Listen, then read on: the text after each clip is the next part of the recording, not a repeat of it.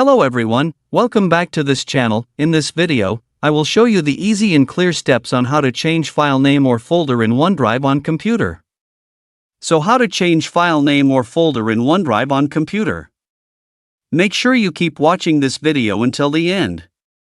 Let's get started right away.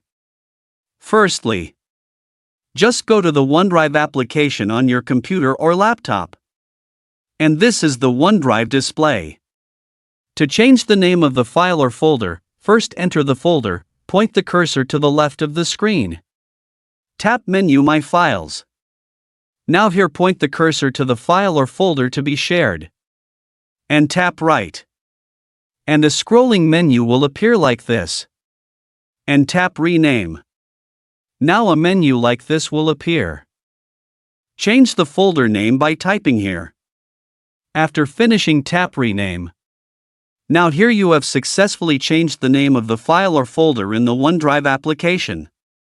So that's it, tutorial how to change file name or folder in OneDrive on computer. Thank you for watching.